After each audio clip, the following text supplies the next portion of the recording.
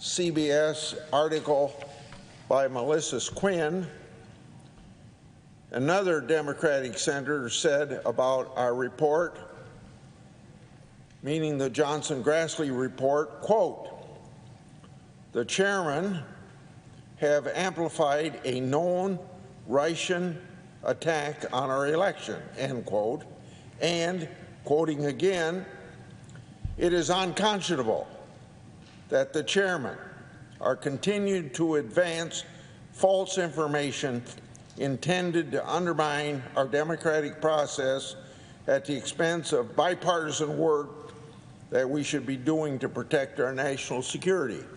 888-971-SAGE, 888-971-7243. I am Larry Elder. We are ReliefFactor.com studio.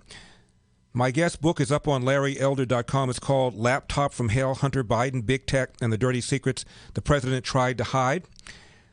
Quite an eclectic, interesting Renaissance background. Went to school in Sydney and also in Tokyo. Masters of Science in Journalism from Northwestern. A bachelor's in mathematics. Studied architecture. Born in Queens, grew up in Tokyo and Sydney. Went to Northwestern. She is a New York Post columnist, Fox News contributor, has also worked for the Australian media as Daily Telegraph columnist and a Sky News contributor. Please welcome to the program, Miranda Devine. Hi, Larry. Great to be with you. Miranda, how are you?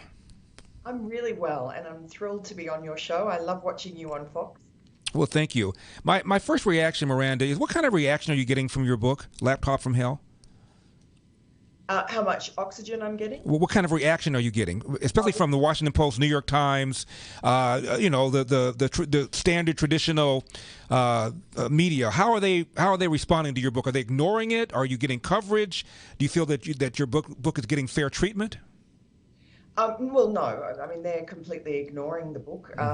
Conservative media loves it, and I'm doing back-to-back interviews. But so far, New York Times, Washington Post, CNN, MSNBC, they haven't called. And that's really no surprise, because this is exactly the way they treated the New York Post breaking the story last October. Remember, that was when we published the first of a series of emails from the laptop, which showed that Joe Biden had met with Hunter Biden's business partner from Ukraine in Washington, D.C. when he was vice president. Now, that was immediately our story, which was a bombshell 3 weeks before the election, was censored by big tech, by both Facebook and Twitter, which locked our account for the next 2 weeks. And it was completely ignored by the rest of the media. And then they had a fig leaf a few days later when John Brennan and 50 other former intelligence operatives and defense officials, high-ranking people like Leon Panetta and Michael Hayden and James Clapper, who shamed themselves by signing a letter saying that the laptop was Russian disinformation in their expert view, even though they admitted they never saw it. So this has been the Democrats' go-to from the beginning. They either ignore it or they traduce the people who bring it to light, like Chuck Grassley and Ron Johnson, who are unsung heroes of this, and describe them as sort of puppets of the Kremlin. Miranda, I would say this is stunning, but I have such a low regard for I call it the mainstream media. I'm not, of course, surprised at all. I am somewhat surprised that the CEO of Twitter, then CEO Jack Dorsey's now stepped down. He didn't apologize for shutting down the New York Post Twitter file, but he did say it was not the right approach, or our response wasn't great, or something to that effect. He did apologize, but the damage was already done. Right. The Twitter claimed that it was hacked material, that we had somehow violated their hacked material policy. It wasn't hacked material at all. This was a laptop abandoned by Hunter Biden at a Delaware repair shop, which became the property of the owner of that shop after 3 months when he failed to show up to pick it up or pay his bill.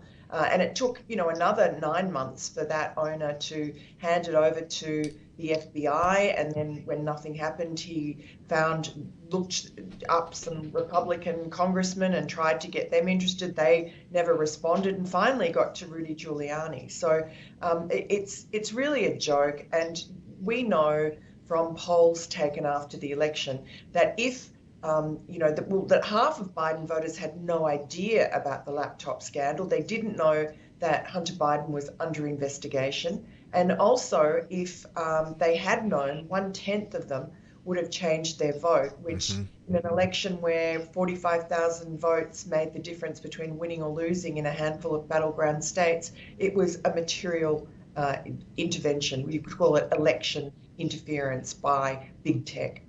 Miranda, before we get into some of the specifics that are on the laptop, the ones that you think are the most damaging, the biggest bombshells, how could somebody leave his laptop there, leave it there with all this stuff there, and either forget to pick it up or not pick it up? What the hell happened? Well, he left and went to California, where he met his current wife, and they had a whirlwind romance and got married in about 10 days. But I mean, he didn't respond to phone calls or messages. I think what you have to understand is that Hunter Biden, in his own memoir, he admits this, and it's all over the laptop, was a crack addict. And, this sort of behavior was not unusual for him. He would go on benders for weeks on end. He would be unable to do the normal things in life, answer an email or keep track of his belongings. I mean, he talks in his memoir of, one of these benders at Chateau Marmont in Hollywood in Los Angeles, where he just had drug dealers and prostitutes, he called them an ant trail, just traipsing through his luxury hotel room, stealing everything in sight, the towels, his wallet, his devices. He lost so many phones. You can see he keeps on buying new iPhones. And then we know from the laptop that he's lost 3 laptops. So one laptop he left behind at his psychiatrist's place in Newburyport, Massachusetts. The psychiatrist tried to get him to pick it up, contacted him several times. He never did. That laptop was placed in a safe at the psychiatrist's place. And eventually there was a DEA raid of a nearby pharmacy, which encompassed this psychiatrist, even though he never was charged with anything or did anything wrong. And then the DEA got that laptop and apparently gave it back to Hunter Biden. But there was a 3rd laptop that Hunter Biden talks about in a video on the laptop that we have. And he's talking to a prostitute. He liked to film himself having sex with various women. And in this case... Miranda, we're going to leave it right here for a second. Don't go away. The book is called Laptop from Hell. It's by Miranda Devine, my guest. We're going to pick it up on the other side. Miranda, please don't go away. 888-971-SAGE.